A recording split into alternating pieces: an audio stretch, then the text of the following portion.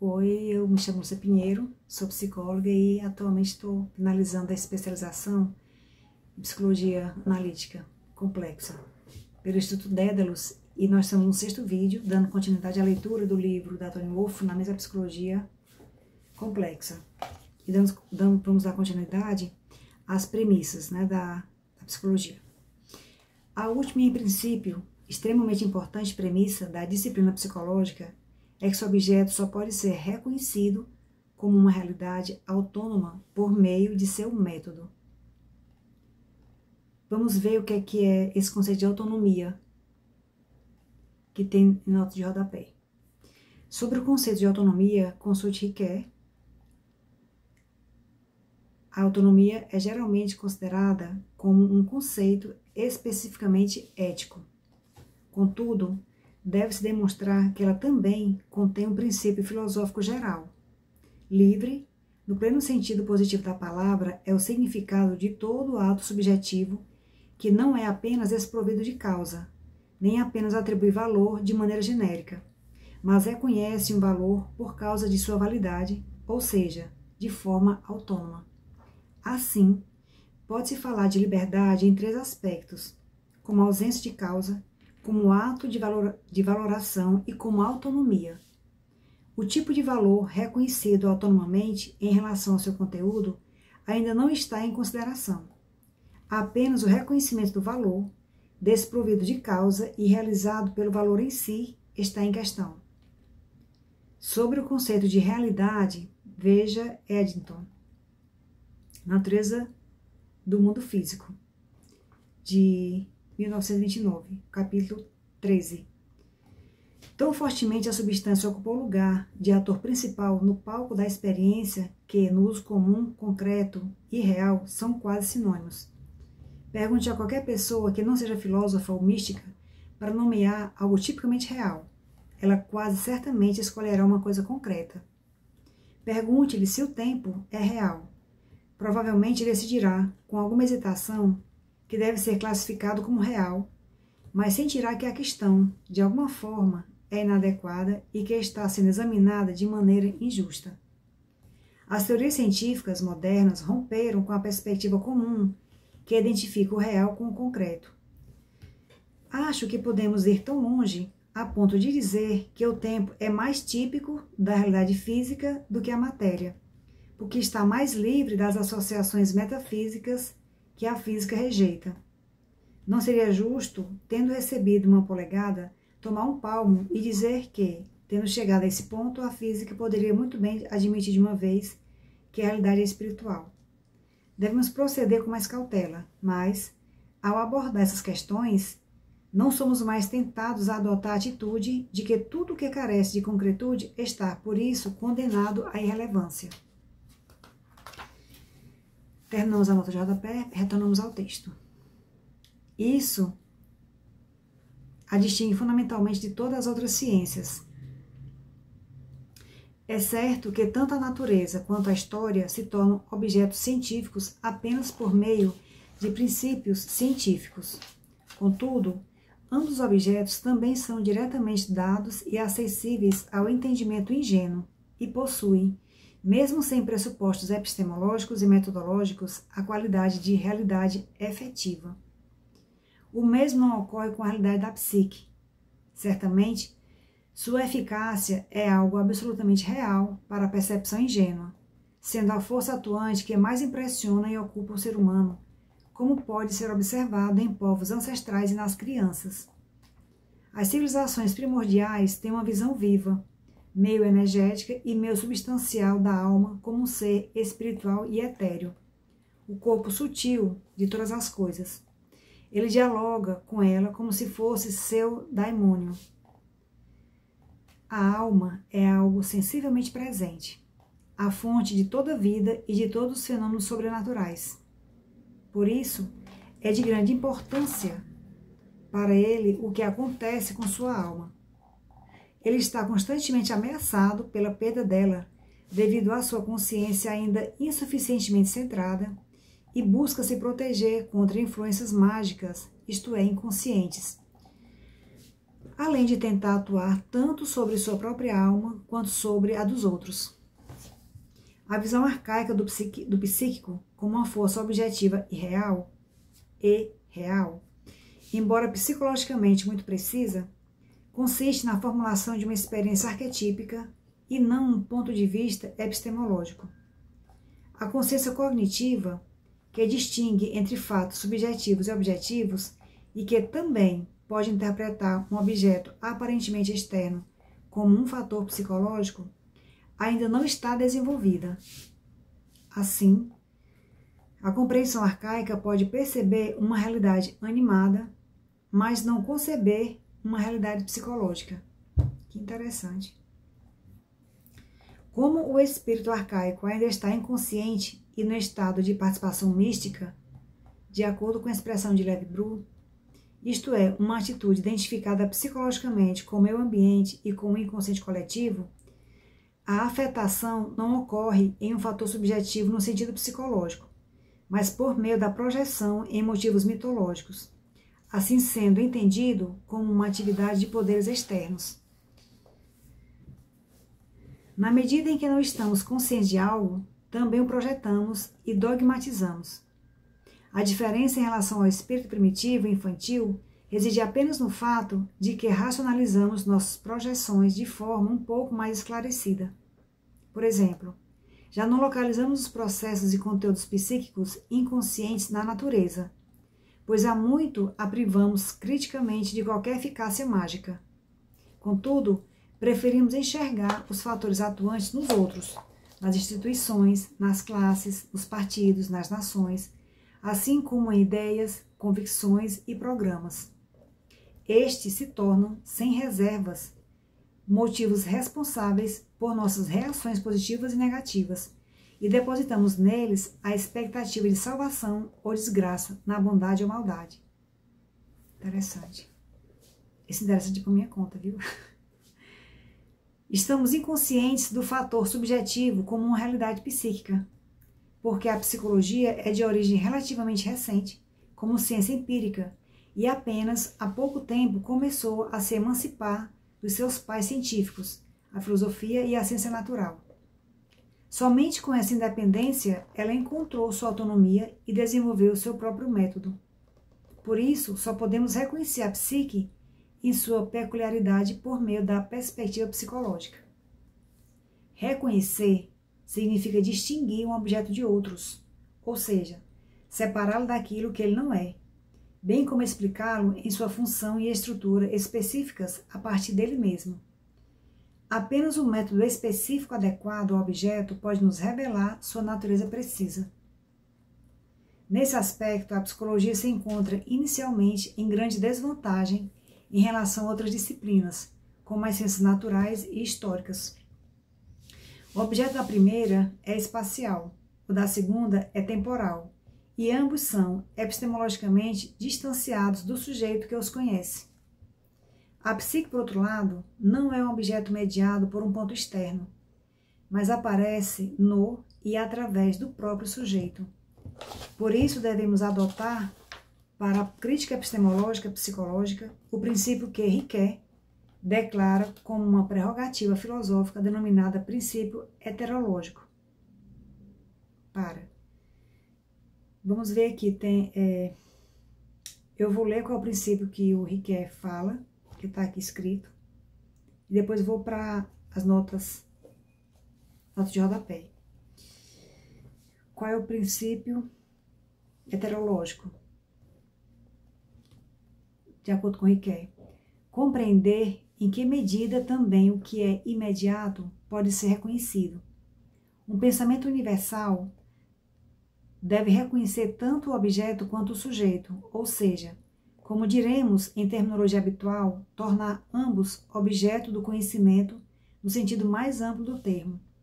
O sujeito cognoscente, nesse sentido, não é puramente contemplativo, no sentido de um sujeito meramente observador. Ele avalia, no sentido mais amplo da palavra, afirmando ou negando, inclusive e especialmente ao conhecer. Um sujeito puramente formal, que de nenhuma maneira toma posição, ainda não seria um sujeito cognoscente, Que interessante.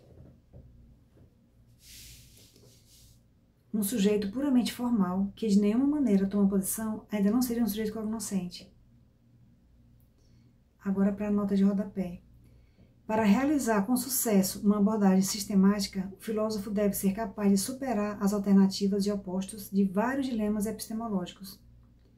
Caso contrário, perpetua uma fragmentação conceitual da realidade como um todo. A formação conceitual de Riquet, portanto, opera com pares opostos que não se excluem, mas se incluem mutuamente. Sujeito e objeto, imanência e transcendência, pensamento teórico e não teórico, pensar e agir, forma e substância, identidade e diferença, realidade empírica, sensual, e realidade não empírica, não sensual, ser e validade, fatos e valores, ciência natural e ciência cultural, etc. Por isso, para Riquet, o sujeito é uma síntese do conhecimento. A psicologia certamente não afirma ser um pensamento universal, mas entendeu, mutatis mutandis, que se depara com uma tarefa semelhante em sua área, como Kant o cumpriu para a filosofia do conhecimento ao mostrar as bases de seu conhecimento específico e os métodos resultantes de seu esforço. Ao distinguir entre o eu psicológico, entre parênteses, ego, e a psique objetiva, a psicologia complexa estabelece a relação epistemológica entre o sujeito cognoscente, no sentido filosófico, e o objeto a ser conhecido. No sentido psicológico, a totalidade da psique, entre parênteses, o self, ou seja, o ego, incluindo a psique objetiva, é considerado sujeito, razão pela qual a integração do inconsciente ao longo do tempo torna-se necessária. Isso significa que o ego deve estabelecer uma relação com ele. Essa relação é composta por dados da consciência e do inconsciente e é chamada de função transcendente. Vamos lá. Ele tem uma nota ampliada. O que é que ele fala aqui da função transcendente? Em contraste com o seu objeto, o método científico, obviamente, não estabelece um relacionamento valorativo, porque está procurando a verdade comprovável, como Riquet explica. Continuemos no texto. O critério imparcial, do qual se desprende uma crítica ao ego, bem como uma relação com a psique objetiva, consiste em duas categorias, uma objetiva e outra subjetiva. A categoria objetivamente dada corresponde ao método psicológico complexo, e o subjetivamente dado é o inconsciente do indivíduo, ou seja, a atitude do ego em relação aos fatores inconscientes. Interessante. O fator inconsciente regulador mais importante é o sonho. Não devemos esquecer de uma coisa: quase a metade de nossa vida se desenrola em um estado mais ou menos inconsciente. A manifestação específica da consciência do inconsciente é o sonho. Assim como a alma tem uma face diurna, a consciência também tem uma face noturna, o funcionamento psíquico inconsciente, que pode ser entendido como um tipo de fantasia onírica. Assim como a consciência transita para a noite, o inconsciente também se projeta em nossa vida diurna. Da mesma forma que na consciência não existem apenas desejos e temores, mas também infinitas outras coisas, há uma grande probabilidade de que nossa alma onírica possua uma riqueza similar, ou até muito maior, de possibilidades de conteúdo e de vida do que a consciência, cuja natureza essencial é a concentração, a direção e a exclusão. De fato, os sonhos são produtos espontâneos da alma inconsciente, retirados da arbitrariedade da consciência. Eles são pura natureza e, por isso, de uma verdade não adulterada, e são, portanto, mais adequados para nos dar uma postura condizente com a natureza humana, quando nossa consciência se distancia demais de sua base e fica atolada em impossibilidades. O envolvimento com os sonhos é uma forma de autoconhecimento, e não é a consciência do ego que se volta sobre si mesma, mas ela se ocupa da realidade objetiva do sonho como uma comunicação ou mensagem da alma inconsciente, que é a alma coletiva de toda a humanidade. Volta-se sobre o si mesmo, mas não sobre o ego, isto é, sobre aquele estranho si mesmo que nos é íntimo, sim, nossa essência, de onde o ego um dia surgiu. Ele nos é estranho porque, através da desorientação da consciência, nos afastamos dele. A alma, como um sistema autorregulador, é equilibrada como a vida do corpo. Para todo processo excessivo, surgem imediatamente e de maneira inevitável compensações. O que é escasso aqui, gera um excesso ali. Assim também, a relação entre a consciência e o inconsciente é compensatória. Sempre podemos, com proveito, levantar a questão na interpretação dos sonhos. Que atitude consciente está sendo compensada pelo sonho? Portanto, cada sonho é um órgão de informação e controle no processo de construção da personalidade. Maravilhoso isso. A categoria crítica da integração psicológica, isto é, o método da psicologia complexa, é um instrumento e meio no qual a psique só pode ser reconhecida como um sistema autorregulador em si mesmo. O método fornece os princípios e pontos de vista para reconhecer e avaliar psicologicamente a realidade psíquica e mostrá-los por meio de sua própria atividade. A ideia de realidade psíquica poderia ser considerada a conquista mais essencial da psicologia moderna, se fosse reconhecida como tal. Esta fórmula sozinha permite valorizar as variadas manifestações psíquicas em sua especificidade. Se tentarmos penetrar mais profundamente nesse conceito, parece-nos que certos conteúdos ou imagens provêm de um chamado ambiente físico, ao qual o meu corpo também pertence, enquanto outros vêm de uma fonte chamada espiritual, que parece ser distinta das coisas físicas, mas não são menos reais por isso. Sempre que a mente humana quer fazer uma afirmação sobre algo que, no fundo, não entendeu e não pode captar, ela os divide em seus opostos para poder reconhecer tal conteúdo de alguma forma. E aqui tem uma nota de rodapé relativa a isso que foi lido. Estranhamente, em relação à declaração paradoxal sobre o objeto de pesquisa em psicologia, há um conhecimento paralelo crítico-científico, que consiste no objeto oposto à psicologia, a saber, a física teórica. A luz, vista de um lado, parece completamente como ondas, mas de outro, completamente como as menores partículas. Algo como um pente, que dependendo da direção de onde observamos, aparece ora como uma linha de picos, ora como uma barra sólida. Uma analogia parcial nos é fornecida pelo movimento das ondas do mar. Podemos observar a água do mar tanto do ponto de vista estatístico quanto do individual. Estaticamente, ela é composta por ondas, mas individualmente por moléculas. E da mesma forma, a luz, vista de forma estatística, exibe muitas propriedades de ondas, enquanto individualmente exibe propriedades de corpúsculos. Veremos que existe uma imagem exatamente complementar para elétrons e prótons. Eles se comportam como corpúsculos quando se movem livremente pelo espaço e como ondas quando colidem com a matéria.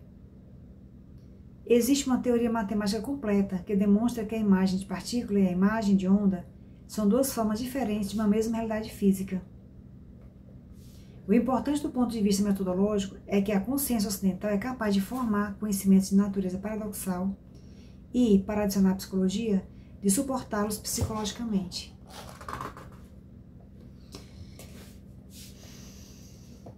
Ao se examinar um novo campo ou método, é necessário usar um sistema de referência exterior a ela, ou seja, escolher uma grandeza já conhecida como ponto de partida ou ponto de comparação, a partir do qual, por meio de uma analogia, o desconhecido pode ser aproximado da consciência. Para tal sistema de referência, o que parece ser mais adequado é o método de Riquet. Embora sem poder reconhecer sua concepção do ser psíquico como correta, o qual se desenrola no tempo e é sem sentido, pertencendo, portanto, ao campo do físico. Também devemos ter sempre em mente que nem os termos cultura e história, nem natureza, nem os dois métodos correspondentes, ou seja, os métodos individualizantes e generalizantes, podem ser adotados literalmente no sentido de Riquet, mas devem ser transpostos para o campo psicológico.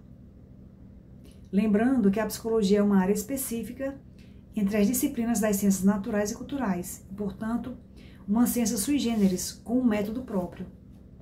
Além disso, não podemos esquecer que a psique tem uma natureza paradoxal e que seus conteúdos e processos são de origem tanto natural quanto espiritual. Esse paradoxo exige um ponto de vista que não reduza a psique a forças biológico-materialistas, nem a explique como um nexo pouco refinado do espírito, mas que reconheça sua realidade autônoma. A psique, além disso, não está vinculada às bases de nosso reconhecimento consciente, uma vez que não tem extensão espacial, nem está exclusivamente ligada à sequência temporal. Ela se manifesta em uma dimensão própria, que pode ser chamada de intensidade. Que interessante. A intensidade é a dimensão na qual se manifesta a psique. Essa colocação foi minha, vi essa última. Riquet justifica sua metodologia dos procedimentos genéricos e individuais ancorado, respectivamente, nas noções de natureza e cultura, da seguinte forma. Sob nenhuma circunstância, a unidade desejável da ciência pode significar uniformidade metodológica. Muito se perderia com isso e nada seria ganho. Seria uma unilateralidade do pior tipo. O mundo em sua totalidade, que é o objeto comum de todas as ciências, é vividamente apresentado a nós como uma diversidade inconfundível. E as ciências só podem fazer justiça se considerarem seus objetos. Estes nunca podem ser reproduzidos como são vistos diretamente, uma vez que existem diferentes pontos de vista, ou seja, há de se definir uma variedade de destinos que formam os diferentes métodos necessários para alcançá-los. A diversidade dos conteúdos não atende a essa demanda universal. Também estamos interessados em coisas sob pontos de vista formalmente diferentes.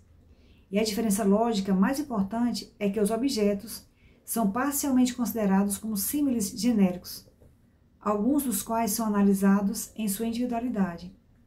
As ciências devem, portanto, por razões afirmativas e, uma vez que a cultura é diferente da natureza, ser parcialmente genéricas e parcialmente individuais.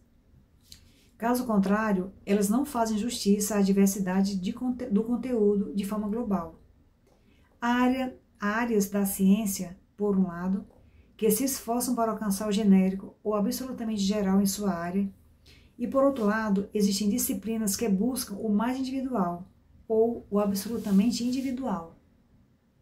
No entanto, esse contraste não é absoluto.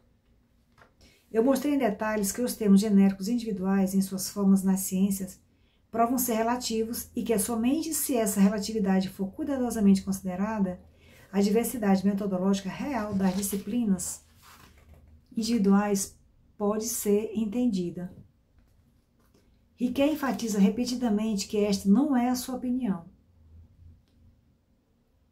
Aí tem o nome da obra aqui em alemão que eu não sei. Nessa obra ele diz: as ciências naturais fazem isso com suas leis gerais, mas as ciências da cultura só chegam à excelência de modo compósito. Falo de um método genérico e individual. No entremeio, tenho que separar conceitualmente as diferenças, que de perto parecem realmente próximas. Ao chegar a dois termos puramente lógicos e, portanto, puramente formais, natureza e cultura, no entanto, não estamos falando de duas realidades diferentes, mas da mesma realidade vista de dois pontos diferentes. Assim, tentamos formular o problema fundamental lógico de separar as ciências de acordo com os seus métodos. As ciências naturais, por de um lado, a palavra natureza se caracteriza em relação ao seu objeto e ao seu método. Em seus objetos, você vê um objeto livre e isolado de todos os relacionamentos e seu interesse é direcionado para obter as condições conceituais gerais, se possível, para conhecer as leis que se aplicam a um e a outro. Com relação ao objeto livre isolado, ele tem uma nota de rodapé. Em contraste com seu objeto, o método científico, obviamente, não estabelece um relacionamento valorativo, porque está procurando a verdade comprovável, como Riquet explica. Por outro lado, temos os estudos culturais e históricos. Como estudos culturais, eles agem a partir dos objetos relacionados aos valores culturais gerais e, portanto, significativamente compreensíveis e, como ciências históricas, representam seu desenvolvimento único em sua peculiaridade e individualidade, pela qual o fato de que é cultura também é o princípio de seu método histórico que fornece a formação de conceito. Porque para as ciências histórico-culturais, o que é importante e principal é o valor cultural em sua peculiaridade individual. Elas, portanto, escolhem individualizar como cultura algo completamente diferente da realidade do que as ciências naturais fazem ao considerarem a mesma realidade do que seria a natureza. Pois na maioria dos casos a importância de uma cultura é baseada na peculiaridade que se baseia nas diferenças em relação a outras culturas. Enquanto isso, é comum que o objeto de estudo científico seja insignificante para estudos culturais, históricos e vice-versa. A realidade se torna a natureza quando a olhamos em relação ao geral, e se torna histórica quando a consideramos em relação ao individual. Segundo Riquet, Kant define o conceito metodológico de natureza que é decisivo para determinar a existência das coisas. Para tal, esta noção tem de ser determinada de acordo com as leis gerais. Para Riquet, o conceito mais geral da ciência natural, em um futuro próximo, tem de reconhecer que a natureza opera sob esse pré-requisito e que os termos gerais se formam a partir de elementos genéricos e certificar de fazer julgamentos gerais sobre a realidade, ou seja, descobrir termos das leis naturais cujo funcionamento lógico não inclui nada do processo único ou individual. A esse respeito, é preciso dizer que a realidade, em sua peculiaridade e individualidade, é o limite para toda a formação de conceitos científicos. Por todas essas razões, podemos nomear o método científico como generalista, e deste decorre o conceito formal de natureza. Conhecimento genérico da natureza. Esta é a sua forma lógica. O princípio basilar sobre o qual Riquet se baseia no conceito de estudos culturais é definido da seguinte maneira. Existem ciências que não são direcionadas ao desenvolvimento de leis naturais e não funcionam através de princípios gerais. Essas são as ciências históricas no sentido mais amplo da palavra.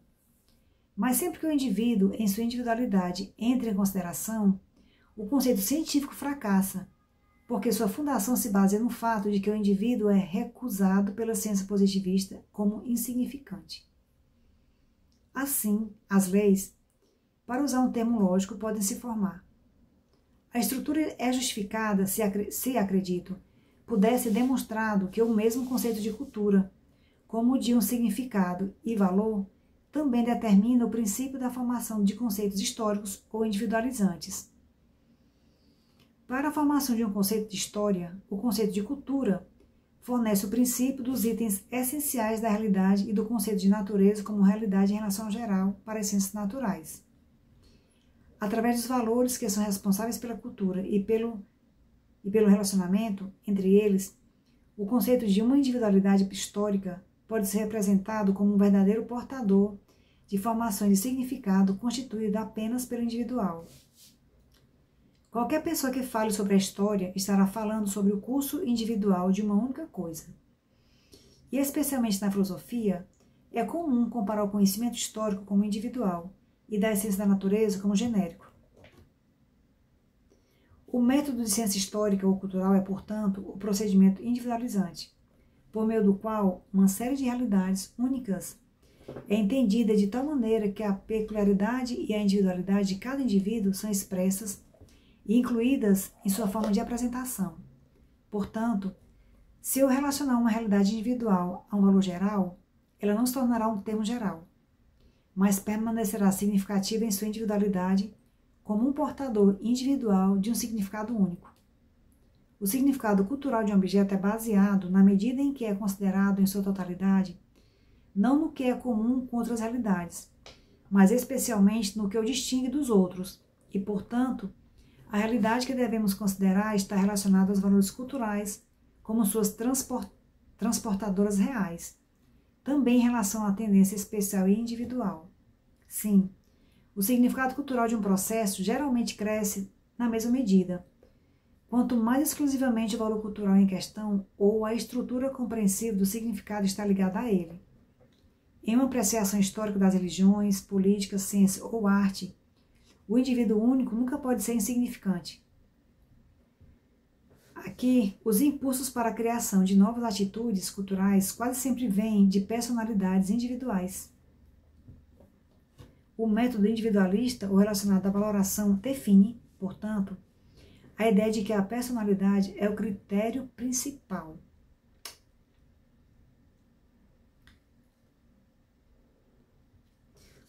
Os processos culturais não são considerados apenas em relação a um valor, mas, ao mesmo tempo, sempre em relação a um ser psicológico.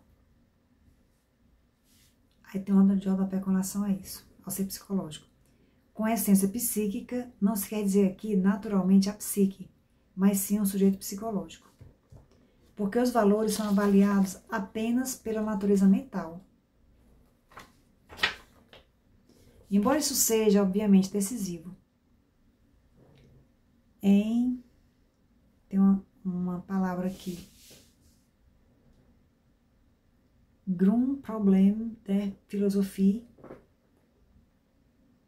Ricoeur diz: a cultura, que é mais do que um mero meio, requer uma atitude especial para sua criação e também para seu inventário. Com relação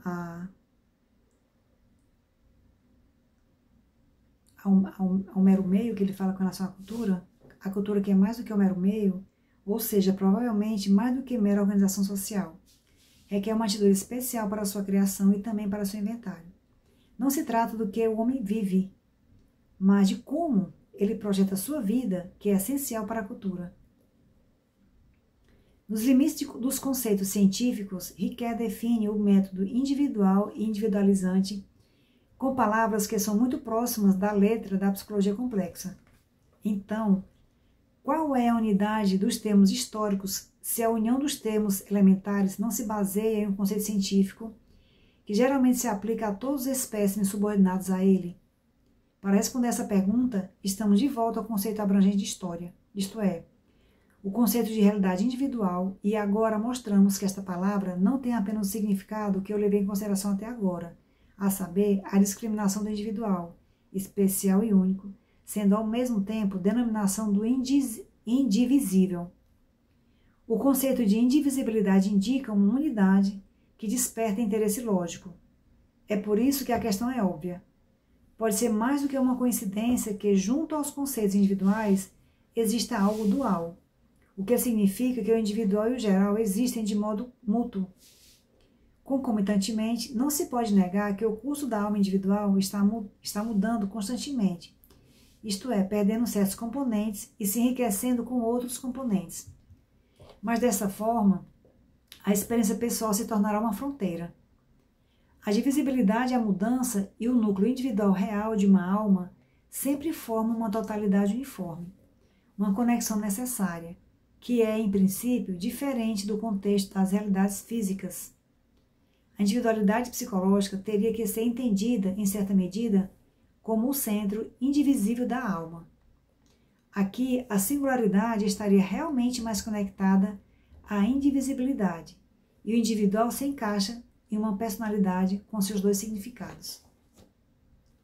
Ricoeur, assim, nos forneceu uma base por meio da qual fomos capazes de tentar realizar um estudo metodológico dos princípios da psicologia complexa. Temos que permanecer cientes de que, na psicologia, sempre temos de ter uma conceituação exclusivamente psicológica. Em psicologia, o termo natureza não significa o mesmo objeto ou remete às mesmas propriedades às quais as ciências naturais se relacionam. A natureza, no sentido psicológico, é a natureza peculiar da psique, ou seja, a substância psicológica, tal como se apresenta sem o processamento e a intervenção da consciência. Puxa. Na psicologia, a noção de consciência corresponde aproximadamente ao conceito de Riquet. O conceito de cultura usado na psicologia complexa é a interseção, onde é estabelecida uma correlação consciente entre a consciência e o inconsciente. A correlação entre a consciência e o inconsciente sempre está lá. Mas enquanto a consciência não lidar com isso, atribuímos esse fenômeno a meras circunstâncias naturais. Interessante. No entanto, uma implementação estrita desta analogia foi impossível. Como é a intenção das explicações de Riquet, não se trata de olhar para o objeto, mas para o método, isto é, para o procedimento generalizante e individualizante. Nós vamos parar então por aqui, porque ele vai dar continuidade com relação à formação, uma rede de empreendimentos complexos, da psicologia complexa, e aí nós faremos isso no vídeo seguinte, no 7º vídeo. A gente se vê.